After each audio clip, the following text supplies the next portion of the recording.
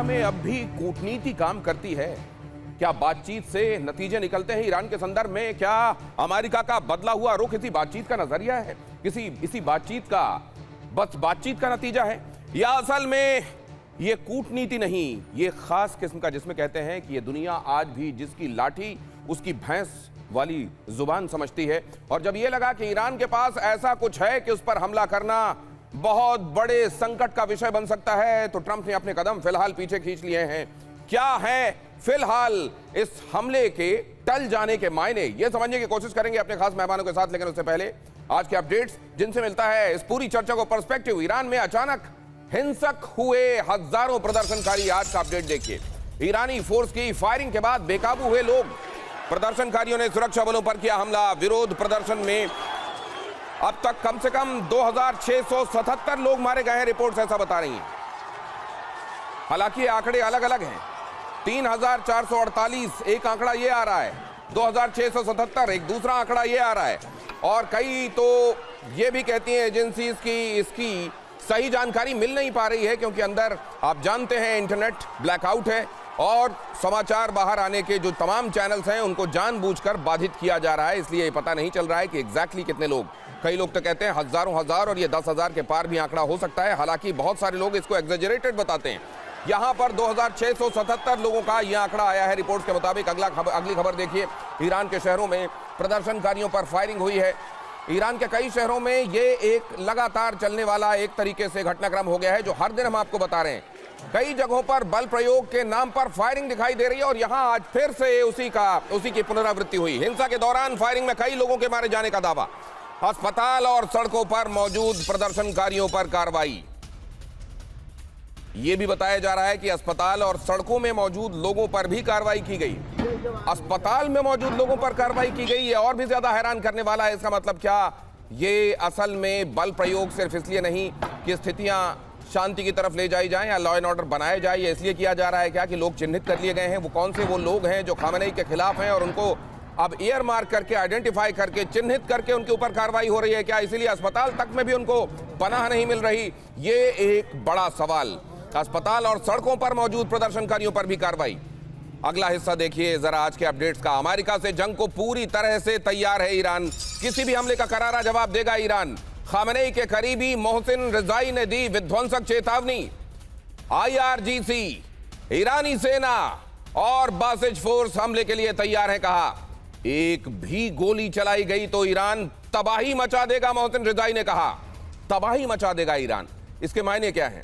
क्या मिसाइलों की तरफ इशारा है, या ये अब इशारा और बड़ा हो गया है? क्योंकि आपको याद होगा बीते दिनों ईरान ने ये बात पूरी दुनिया को बता दिया था कि हमारे लिए आप परमाणु बम बनाना केवल वक्त की बात है। तो क्या उतना वक्त ईरान को मिल गया, और इसीलिए अब वो स्ट्रेंथ उसके पास आ गई जिस स्ट्रेंथ की भाषा अमेरिका को समझ में आती है। और इसीलिए अमेरिका को फिलहाल ये लगा कि कदमों को रोक लेना या ठहरा देना ही फिलहाल समझदारी होगी। अगली खबर देखिए।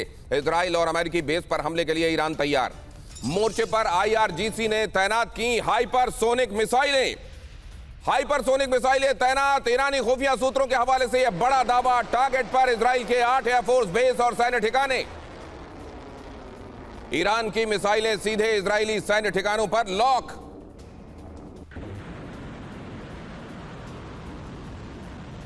ईरान की मिसाइलें सीधे इजरायली सैन्य ठिकानों पर लॉक। यह भी पता चला अब इसमें कितनी सच्चाई है कि विंग्स ऑफ जायन से खुद बेंजामिन नेतन्याहू अपने आप को सुरक्षित जगह पर ले गए हैं। क्या इजराइल इस खतरे को बहुत ज्यादा भांप रहा था? क्या इजराइल को लग रहा था कि अमेरिका अगर हमला करता है तो उसके लिए फौरन जो रिटेलिएशन के लिए, गुस्सा उतारने के लिए ईरान को जो जगह दिखाई देगी वो इजराइल हो सकती है? और इसीलिए क्या बेंजामिन नेतन्याहू समेत बहुत सारे महत्वपूर्ण लोग इजराइल में खुद को सुरक्षित कर रहे थे? आपने ये भी देखा कि आयरन डोम से जुड़ी हुई बैटरीज मूवमेंट पर थी। तो क्या इजराइल को सुरक्षित बनाने की दिशा में ये चिंताएं बढ़ने लगी थी जैसे जैसे अमेरिका का ये अटैक अब किसी भी वक्त हो रहा है, किसी भी वक्त हो सकता है? पूरी दुनिया में यह खबर फैली। फिर अचानक अगर ऐसा था तो फिर हॉल्ट क्यों हुआ? क्यों रोका गया इसको? कौन सी वो वजह थी कि इतना ज्यादा आगे बढ़ने के बाद खुद को रोका गया? अगली खबर देखिए जरा। बड़ी जंग की तैयारी में ईरान ने खुद को तैयार कर लिया है। ईरान के पास कोई चारा बचा नहीं है। एक्सपर्ट्स ये भी बताते हैं कि अब उसको रिटेलिएशन के लिए खुद को हर वक्त तैयार रखना होगा। मशहद में आर्मर्ड व्हीकल्स की बड़ी मूवमेंट, ईरान के उर्मिया में सैन्य वाहनों का लंबा काफिला। ये वहीं से आई तस्वीरें आपको इस वक्त टीवी 9 भारतवर्ष एक्सक्लूसिवली दिखा रहा है। लंबा काफिला आर्मर्ड व्हीकल्स का। बॉर्डर से लगे इलाकों में बढ़ाई गई सैन्य तैनाती। बॉर्डर के करीब के इलाकों में सैन्य तैनाती बढ़ाई गई। ईरान के सभी प्रमुख हाईवेज पर सेना का कंट्रोल। सेना के कंट्रोल में सारे के सारे हाईवेज, बॉर्डर इलाकों में आर्मर्ड व्हीकल्स की ये गश्त और ज्यादा तेज, उनका मूवमेंट और ज्यादा तेज। तो ये क्या अभी खतरा टला नहीं है, इस बात का इशारा। अमेरिका क्या एक सरप्राइज देना चाहता है? उस समय जब ईरान ने खुद को एकदम तैयार कर लिया था, ईरान के मिसाइलों ने अपने अपने टारगेट लॉक कर लिए थे, उस समय अचानक क्या किसी स्ट्रैटेजी के तहत अमेरिका ने खुद को थोड़ी देर के लिए पॉज किया है और उसके बाद ये कभी भी अमेरिका की मर्जी के मुताबिक उसके चुने हुए समय पर दोबारा शुरू हो सकता है क्या? हमारे साथ जुड़ने वाले खास मेहमान अभी के इन हालातों की तर्जुमानी आपके लिए करेंगे और आपको बताएंगे एक्चुअली इसको कैसे देखा जाना चाहिए। मेजर जनरल अश्विनी सिवाच हमारे साथ आज की इस चर्चा में जुड़ रहे हैं। एयर कॉमोडोर अशमिंदर सिंह बहल हमारे साथ आज की इस चर्चा में हैं। प्रोफेसर आसिफ रमीज दाऊदी, खासतौर से मिडिल ईस्ट मामलों के एक्सपर्ट, हमारे साथ आज की इस चर्चा में हैं। और इसके अलावा विभूति झा, पूर्व रिपब्लिकन उम्मीदवार, अमेरिका से हमको ज्वाइन कर रहे हैं। वहाँ का ये वक्त ऑड होता है, जागे हुए हैं और हमको ज्वाइन कर रहे हैं, इसके लिए उनका बहुत धन्यवाद। आप सभी मेहमानों का बहुत धन्यवाद, आप दर्शकों का स्वागत। सबसे पहले तो मैं ये समझना चाहता हूँ जनरल सिवाच, अचानक जो लग रहा था इम्पेंडिंग है, कभी भी हो सकता है, वो रुका क्यों? और देखो दिनेश, इसमें 3-4 बातें हैं। एक तो ये सच्चाई है कहीं ना कि प्रोटेस्ट भी अब थोड़े से कमज़ोर पड़ते नज़र आ रहे हैं। दूसरा सबसे इम्पोर्टेंट चीज़ है, अमेरिका को लगता है कि अगर अब ईरान के ऊपर हमला हुआ तो ईरान भी पलटवार करेगा और उसकी 8 बेसिस हैं जो कि मिडिल ईस्ट के अंदर हैं, जिस प्रकार से ओमान में भी, जॉर्डन में भी, सऊदी अरेबिया, कतार में, तो वो वल्नेबल हैं। इजराइल के टारगेट को भी हिट कर सकता है ईरान, क्योंकि उसके पास जो मिसाइलों का एक बहुत बड़ा जखेड़ा है। तीसरी इंपॉर्टेंट चीज़ ये है कि अगर ईरान को आप नष्ट करने की कोशिश भी करें तो ईरान की जो ये रजीम है उसके बाद कौन सी रजीम आएगी, ये लीबिया या दोबारा इराक ना बन जाए। चौथा सबसे इम्पोर्टेंट चीज़ जो है वो ये भी है कि अभी अगर वो करता है ईरान पे हमले तो ईरान पलटवार करेगा और ईरान कमज़ोर नहीं है।